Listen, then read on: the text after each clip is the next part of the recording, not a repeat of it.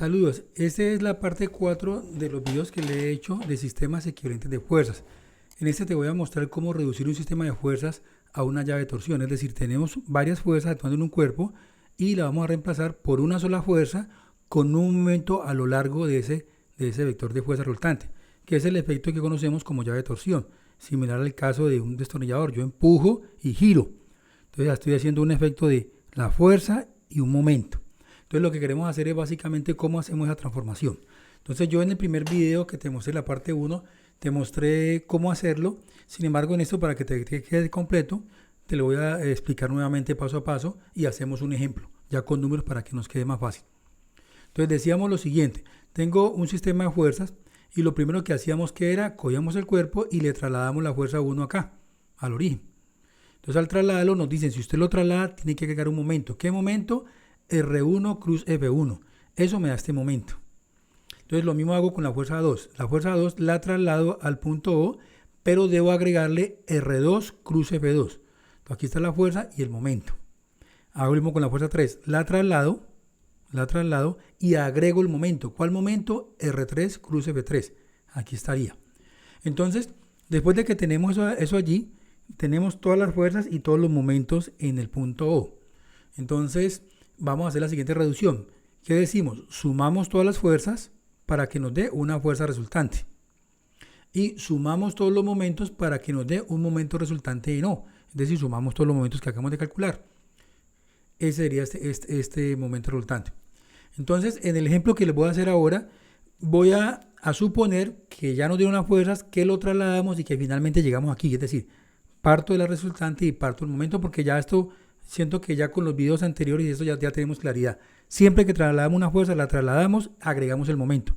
Después sumamos las fuerzas y sumamos los momentos y quedamos aquí. Entonces lo interesante es, a partir de aquí, cómo hacemos para generar la llave de torsión. Entonces miremos a ver, aquí está esto mismo que tenía en la parte anterior.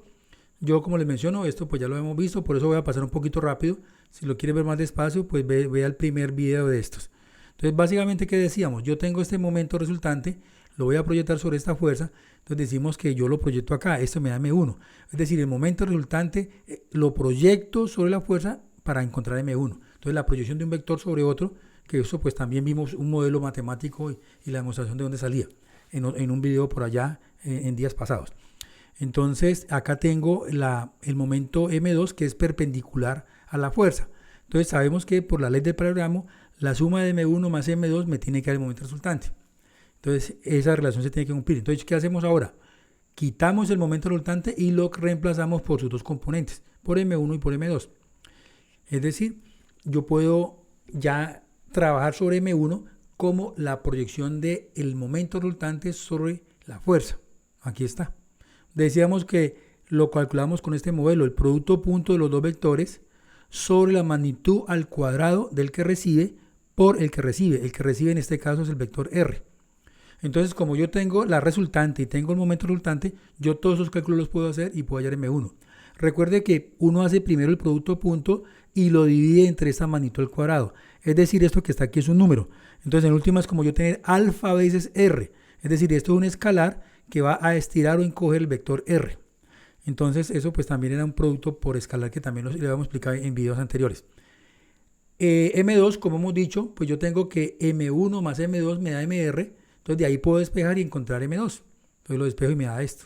Sí, recuerde, M1 más M2, MR. Despeje de ahí M2 y eso le da esto. Entonces, vamos a ver ahora, cogemos y trasladamos la fuerza a un punto R, a un vector, con un vector R, es decir, a un punto P que tiene coordenadas X, Y, Z. Entonces ese punto P me va a dar la posición de la fuerza.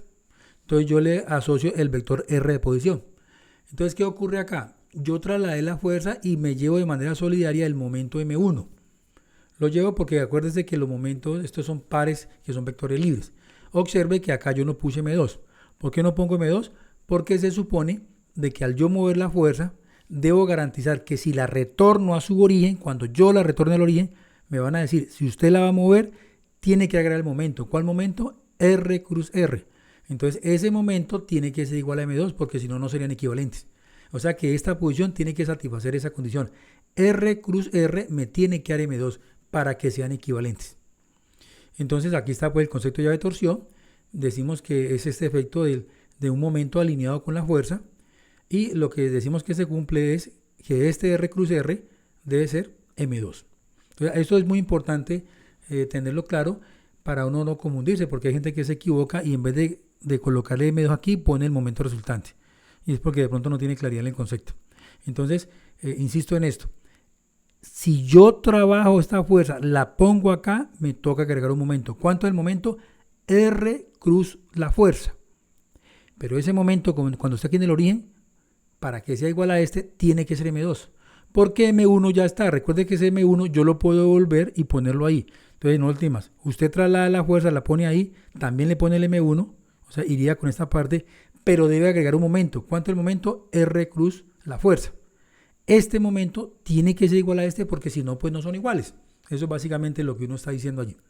Entonces, en este punto, pues por supuesto, ya tenemos M2, ya tenemos la fuerza, o sea que la única interrogante es este. Una definición importante es esta: el paso de la llave de torsión, que es la magnitud del momento sobre la magnitud de la fuerza. Entonces esto no es complicado.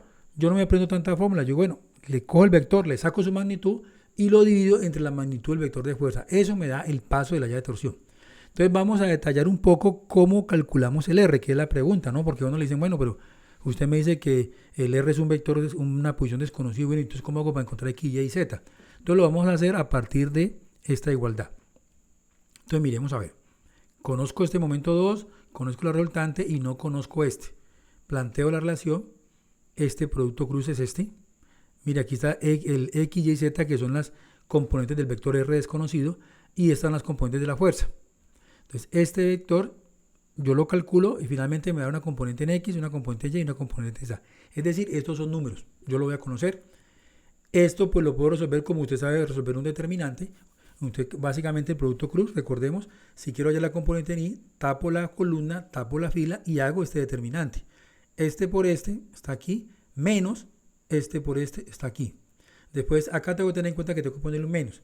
Entonces le coloco un menos, ¿a qué? Tapo esta columna y tapo la fila. Este por este, aquí está. Menos este por este, aquí está. Todo esto le cambio el signo porque en la J le cambio el signo. Después coma, tapo la columna y tapo la fila. Este por este, aquí está, menos este por este. Eso me establece este resultado del momento de R cruz R, y ahí yo puedo establecer la siguiente igualdad. Yo digo, este vector es igual a este vector. Entonces lo mismo, dos vectores son iguales si sus componentes son iguales. Es decir, este valor tiene que ser igual a este. Entonces, digamos, la componente en Y tiene que ser igual a la componente en Y de acá. Entonces, eso me permite esa relación. Hago lo mismo con la componente en J. Esta tiene que ser igual a esta. Ahí me sale otra ecuación. Y esta de esta tiene que ser igual a esta. ¿Para qué? Para que los vectores sean iguales. Eso me permite encontrar estas tres ecuaciones en las cuales las incógnitas son X, Y y Z. Como tengo tres ecuaciones y tres incógnitas, tengo un sistema 3×3 que puedo resolver por los métodos que usted conoce de solución de sistema de ecuaciones. Entonces ya con esto en mente, ahora sí vamos a hacer un ejemplo con números para que la cosa nos quede mucho más claro, para que ese tema lo podamos aclarar mejor. Entonces vamos a continuar ya con un ejemplo. Vamos a suponer, en aras de acortar un poco el video, en última ya sabemos que si yo tengo muchas fuerzas, cada fuerza que traslado, la traslado con el momento. Después de que las traslado, yo puedo coger, sumar las fuerzas y sumar los momentos. Es decir, sumo todas las fuerzas y sumo todos los momentos. ¿Cuáles son los momentos? Pues cada vez que yo trasladé una fuerza, agregué un R cruz F. Entonces, para que el video no nos quede tan largo, vamos a hacer esa parte. Vamos a suponer que ya lo trasladamos y que finalmente nos dio esta fuerza y nos dio este momento. Que yo siento que esta parte pues es fácil de hacer. Entonces vamos a centrarnos ya a partir de aquí, de yo tener el momento resultante y la fuerza resultante, ¿qué hago? Entonces empecemos a ver. Primero calculamos el producto punto, en este caso nos dio 1, tú lo puedes verificar ahí. Producto punto, estos dos vectores, componente a componente, y se suman. Entonces vemos que es diferente de 0, es decir, no son ortogonales. Por lo tanto, sí va a haber este M1. Que no sea ortogonal implica esto, que este vector sí tiene una sombrita sobre la fuerza, es decir, si hay un M1. Y si hay un M1 significa que hay llave de torsión. Si me hubiese dado 0, como los ejemplos anteriores, que este momento resultante era perpendicular, pues no hay llave de torsión, no hay M1. Entonces no genero llave de torsión. Entonces vamos a calcular la magnitud de la fuerza. Vamos a calcular la magnitud de la fuerza, que es básicamente sacar esto, componente al cuadrado y raíz, me da esto. Y estos cálculos, ¿por qué los hice previos?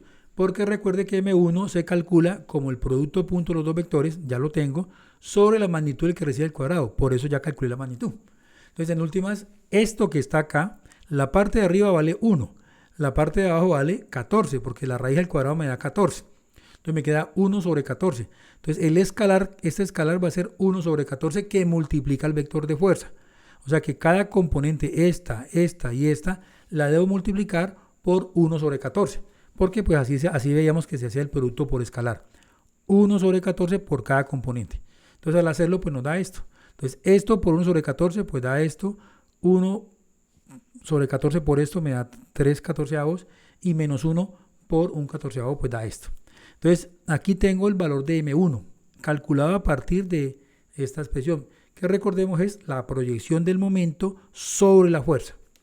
Ahora procedemos a calcular M2. M2 nos dicen que es el momento resultante menos M1. Entonces yo tengo el momento resultante y tengo M1.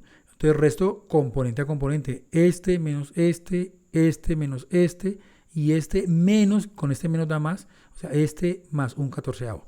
Al hacer esa operación, usted lo puede verificar ahí en su casa, hace las cuentas y le va a dar estos datos. Entonces ahí ya tengo M1 y tengo M2. Es decir, yo ya puedo quitar este momento resultante y reemplazarlo por su componente M1 y M2 y la fuerza. Esto que estoy mostrando aquí, M1 y M2 y aquí está la fuerza. Entonces ahora, ¿qué ocurre? ¿Qué queremos hacer aquí?